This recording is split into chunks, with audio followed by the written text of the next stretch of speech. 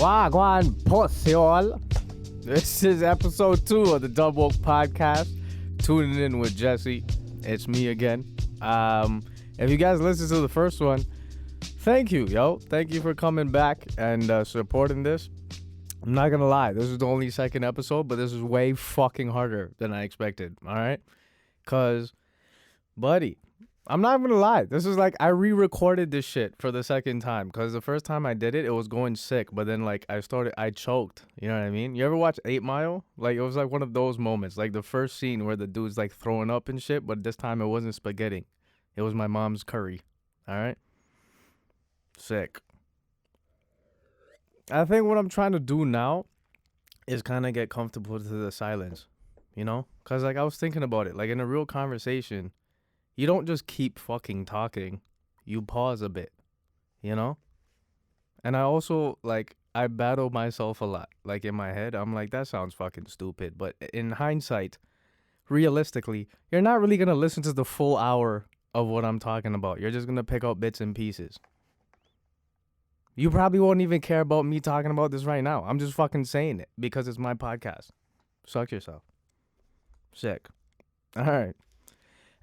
Today, I think I mentioned something in episode 1 about like a 30-year-old person, kind of like if a 8-year-old kid throws a tantrum, you think it's normal and shit because it's just a kid, you know what I mean? And then if a 30-year-old does it, you're like, what the fuck? This guy's nuts, you know? But what I was trying to get at was kind of the idea that sometimes if we don't take the time to see where kind of our emotional coping mechanisms kind of stem from, we will carry those same patterns and those same behaviors into adulthood, even if we don't realize it, you know? And I think I worded that way better now because when I was listening to the first podcast, like I made sense for the topic that I was talking about in the present moment, but like it only made sense for the present moment. You know what I mean? Because like I would say something that made sense, but it never related to the topic I was talking about in the beginning. Like I would be talking about turtles 1 second and all of a sudden we'll fucking end up in doing DMT. And I was like, where the fuck was the relevance? But we're learning as we go, right? That's what I said this podcast was going to be about. Also, this is completely irrelevant, but this has been bugging me all day. If I say the N-word on this, would I get in trouble as an ethnic minority?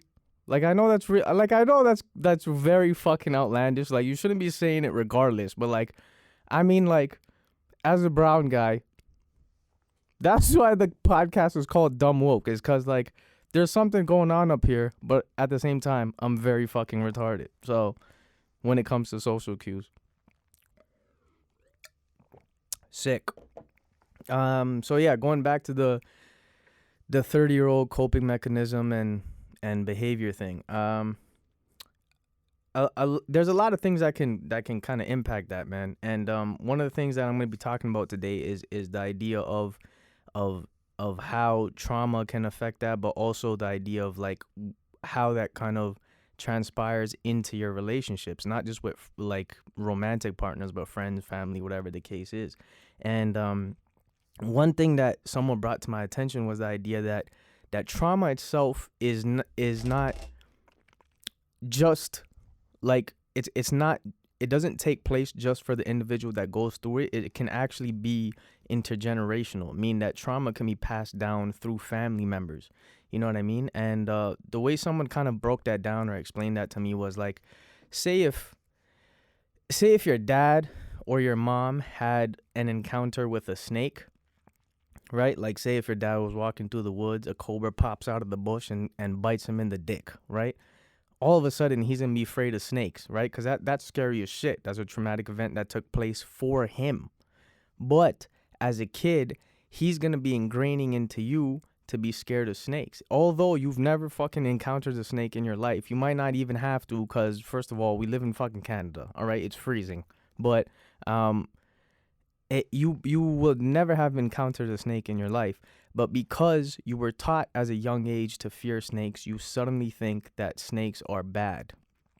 Mind you, I already don't fuck with snakes.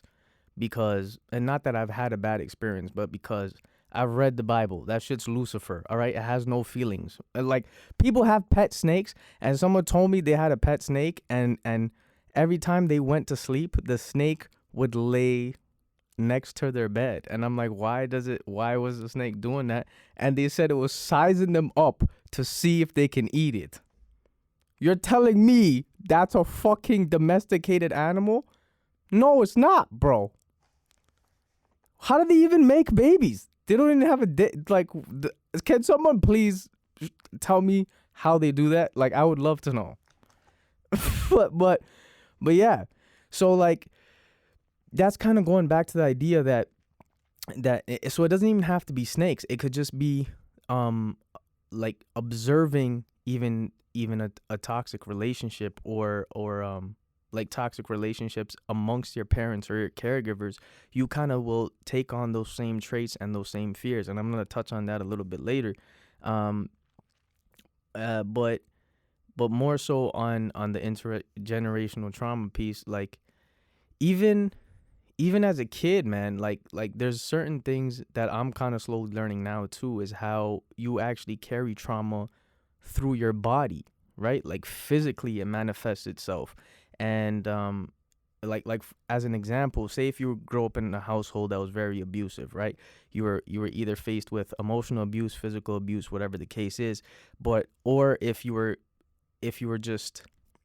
emotional needs as a kid were not met, meaning that if you were crying, if you were angry, if you were sad, you were always told to suppress those emotions, or your caregivers, your parents or whatever were never there for you to provide that sympathy or provide that comfort. You kind of had to do it yourself as a kid. So you were always on edge and you were always scared. And if someone's anxious or if someone's fearful as a kid, what's the first thing that you do? Is that you try to make yourself small. So you'll go hide in a corner, you'll huddle up, or whatever the case is, into a ball. And then you'll kind of transcend that into adulthood, where like you see a lot of people will walk hunched over, or they'll suffer from back pain because they carry a lot of that guilt and a lot of that shame of feeling like they weren't enough as a kid, as an adult. And that's where that trait of people pleasing and constantly feeling like you have to give up more of yourself to appease others comes from, and a lot of the time if we don't see where that stems from, it's very hard to break that pattern. And this is something that I'm learning slowly as myself, because I've been guilty of that, where I kind of get mad at the fact I'm like, yo, I'm doing so much shit for other people, but they're not fucking returning the favor. And then in hindsight, they don't have to, that's not their responsibility. See, this is usually what happens. I start off strong and then I get lost in my head again. But I feel like that was a good point, so I'm gonna keep it there. Sick.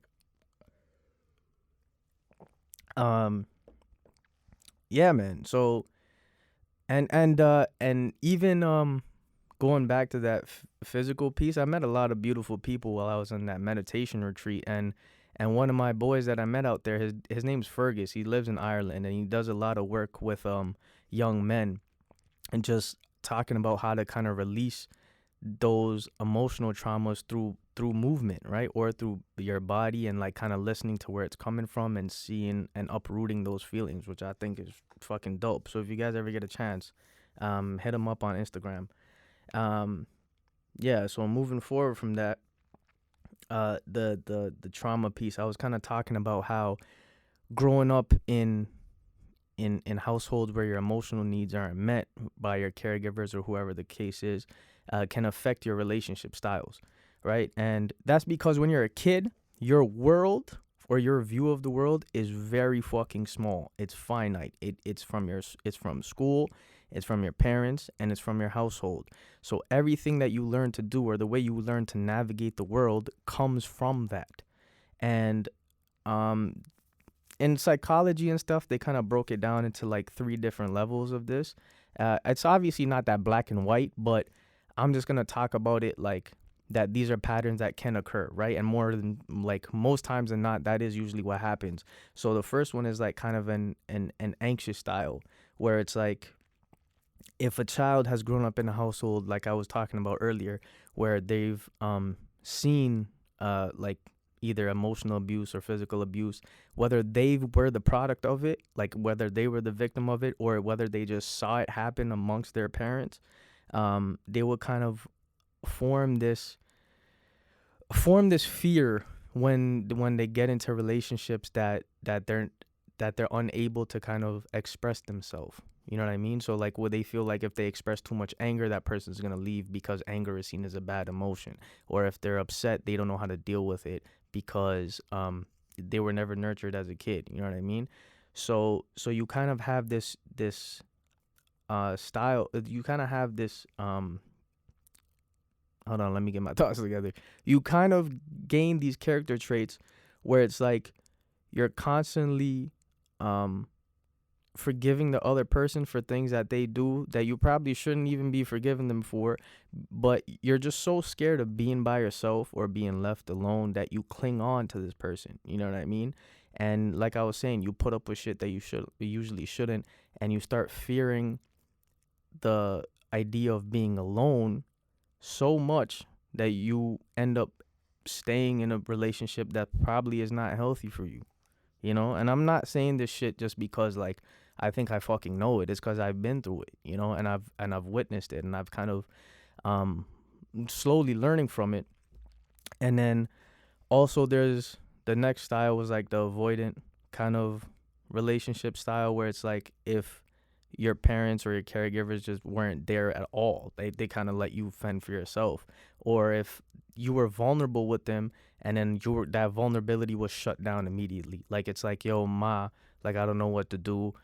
These kids are bullying me at school, and they're kind of like, yo, man, the fuck up, pussy, and they give you one of those flinches, like they were from Jane and Finch. But it's like, yo, I'm fucking 6. Help me, like, you know what I mean?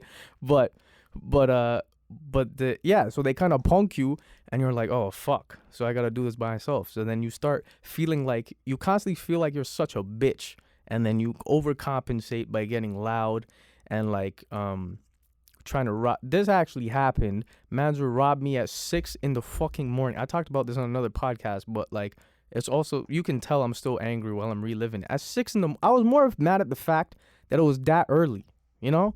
Like if you're gonna get robbed, do it like in the movies. Like wait till it's like 12 a.m. I'm walking through an alley or some shit like that. Like I'm walking past a fucking McDonald's at 6 in the morning. There's construction workers getting on the TTC bus. We have a job. Get a job, bro. Fuckers. But I want, like, actually, I don't want them to try it again, but like I'm starting to take MMA. So like I'm very in tune with my emotions, but you can still catch these hands. Fucking said it. All right. Anyways, avoid it. Yeah. So like they kind of just weren't there at all. And because of that, right, you grow up thinking vulnerability is weak, or crying is a weak emotion, and all of these things. So you kind of overcompensate, and that's how people start getting aggressive or just get fucking mad at every little thing. And the only proper emotion they think they're allowed to display is anger and happiness. And obviously that anger is not displayed appropriately. And any sign of intimacy or any sign of where they feel like they're getting too close with someone, their first initial reaction is just to push them away, because they're like, yo, it's either that I'm not good enough for this person, or it's just that they're so afraid of becoming so vulnerable with that person again that they're going to end up hurting them. So before they fuck them up, they have the tendency to self-sabotage. And you see that a lot, man. And I know people make fun of the whole thing about like girls having daddy issues and shit, but that's legit. Like, you know, not to say that, you know, I met some strong women out there that have been through some shit as well, but like I'm just saying. And then secure, pretty self-explanatory, right? They kind of been there through everything thick and thin, and then they kind of helped you through that. You know what I'm saying?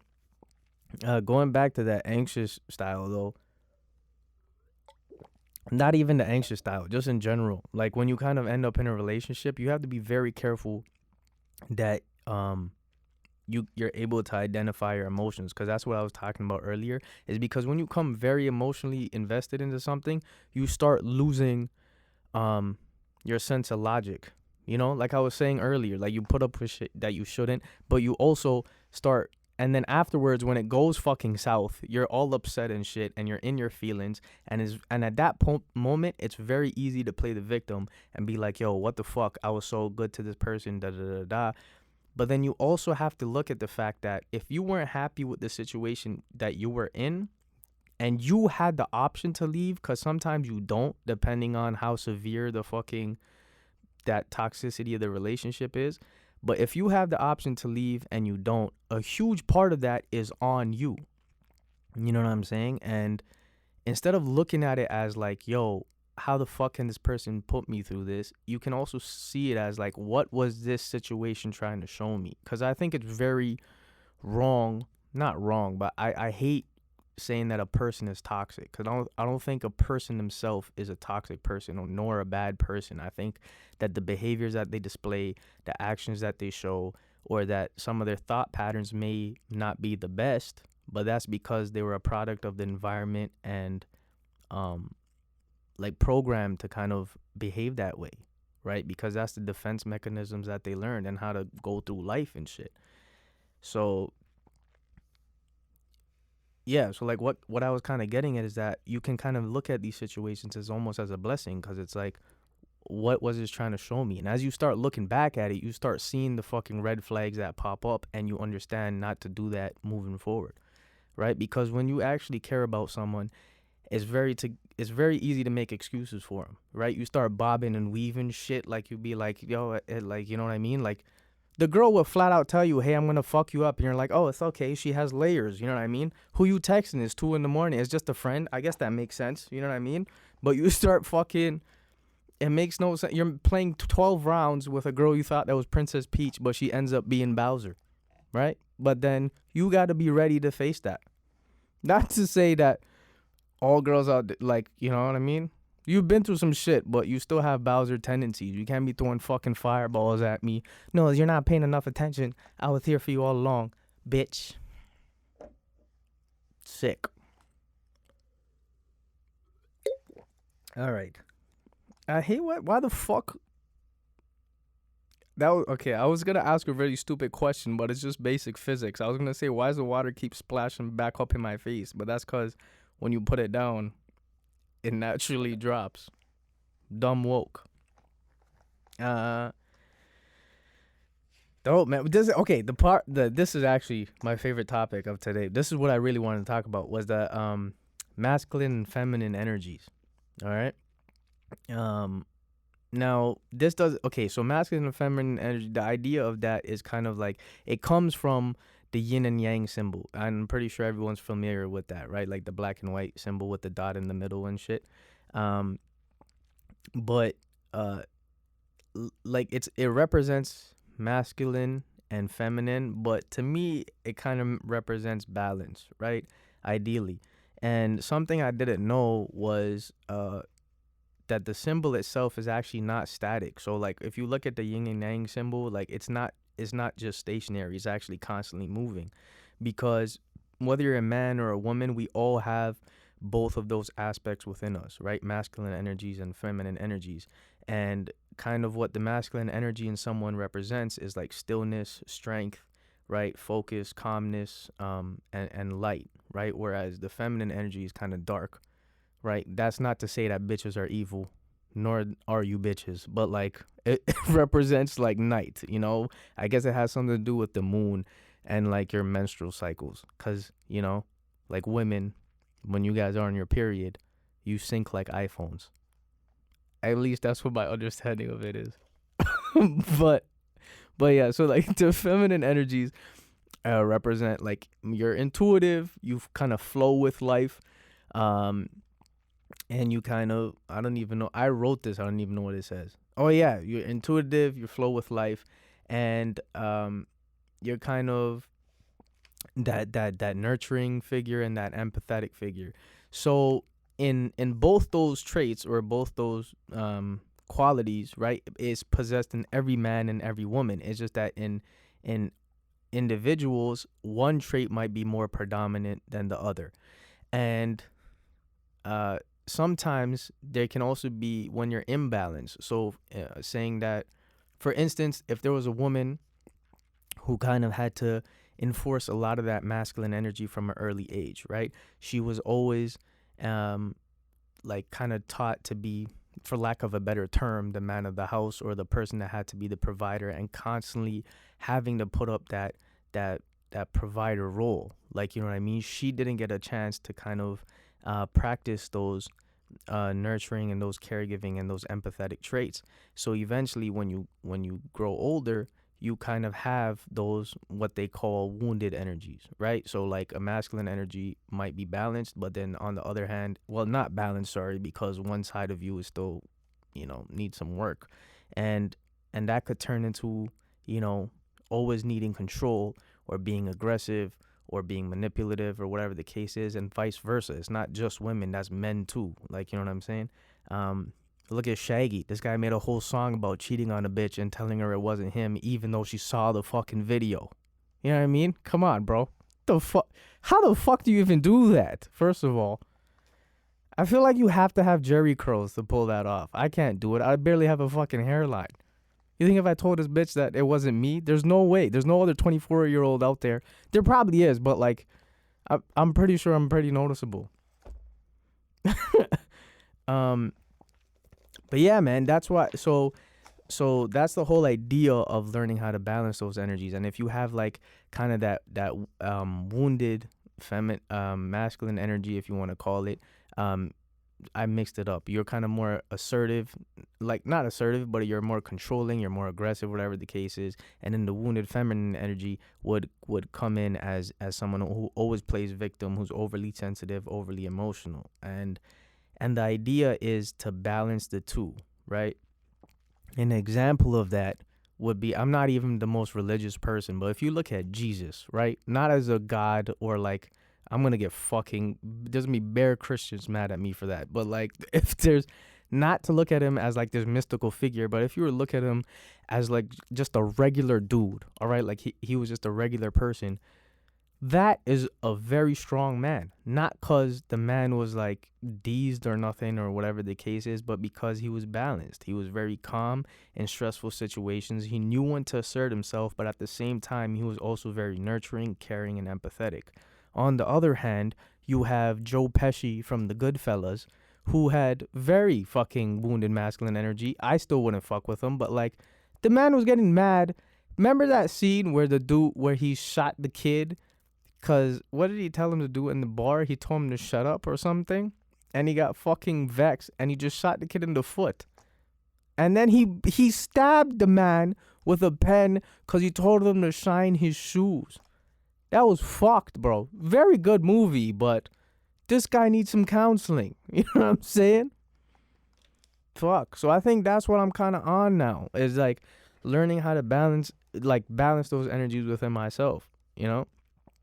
And I think I'm slowly there. Like, you know, I think I'm learning kind of when to bring out what part of me. You know what I'm saying? Like, if you down with that 50 Shades of Grey shit, I'm about it. You know what I mean? I'll choke you, slap you, tombstone you through a fucking table, right? Throw you in the oven. I'm like, whatever you into. I don't know what, girls are doing some very nasty shit nowadays. If you want that, right, I'll pull out that masculine energy. I'll do all that nasty shit for you. You know what I'm saying? But at the end of the day, what I really want to do is lay down with you and cuddle. I want to know how your day went. I want to know why Christina from work is such a bitch. I want to know about your goals, your aspirations, what is you fear, you know what I mean? Shit that you're going through, shit that you dealt with or you think you're dealing with. I want to be there through all of that. Because, like, physically you may turn me on, but what I'm really attracted to is your mind and your heart. I'm not just trying to fuck you. I want to make love to your spirit. Hey. All right. I'll leave you guys on something before I get to the book review. There was actually a story someone told me, and it it kind of goes back to what I was talking about earlier with the whole emotion, like becoming too emotionally invested that you let go of yourself and let go of the logic aspect of things, which was so in Zen Buddhism, there's these things called cones, which is basically like a riddle or like a mind game or a puzzle that really has no meaning, right? It doesn't mean anything. And what the monks will do is that they'll give this riddle or this puzzle to a student, and they'll get so fucking caught up in trying to figure it out. So, like, for an example, it would be like, yo, go make me a junior chicken, but you can only use beef. And you're just focused on getting that junior chicken made with cow meat. So the story was that there was this young lady in a lecture, and the monk was speaking, and she raised her hand. She asked the monk, she said, you told us last week, you asked us a question. You asked us, what is the sound of one hand clapping? But you never told us the answer. I just want to know what it is, right? She's like, I've been thinking about it all week. And then the monk said, come here, right? So she gets up, she walks over to the stage, and then she's standing in front of him. He's like, come closer, right? So she leans in. He's like, closer. So she leans in closer, and then he slaps the shit out of her, right? The sound of one hand clapping. That is the illest shit I've ever heard in my life. Now, I don't know what the fuck it really means, but what it kind of meant to me was that my understanding of it was kind of like, yo, yeah, my kind of understanding of it was like sometime, like, she was probably so fixated on the fact that this dude probably had the answer to life, or if she solves this riddle, she's gonna achieve nirvana or whatever the fuck the case is. She was so fixated on that, she let her emotions take toll, and she completely like ignored the logical aspect of things. Like, there's no fucking way to do that. But like, I think that in hindsight, that was kind of connected to how sometimes we view the world, is that we let our emotions overrun things, overrule things, and we become so consumed with little aspects of life that we just ignore everything else that's going on around us. I know that it kind of fucking got mixed up all over the place, but if you can decode what I was trying to say, it makes perfect sense. So sick. The book review we're gonna do today is The Prophet by Khalil Gibran. I read this shit 5 years ago, and I had no idea what the fuck he was trying to say. And I reread it, and this book is actually dope, man. If you guys ever get a chance, I ask that you please check it out. I'm gonna read you guys a passage from this. I feel like, what's that guy's name? Mr. Rogers? Did he get charged for child pedophilia or some shit? Like, no? I feel like he did. I thought he did. Someone did. Was it Barney? No one? Did you know Barney was a big black dude? I thought it was a fucking white guy the whole time. But it was actually like, what's that dude? Like some Bobby Lashley looking motherfucker under that big purple dinosaur. That's hilarious. Anyways, all right. So the passage I'm going to read kind of intertwines to what we were talking about before. Oh, sick. Is this it?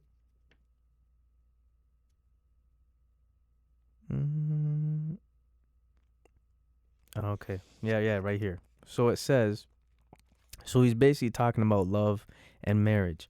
And he says, give your hearts, but not into each other's keeping. For only the hand of life can contain your hearts.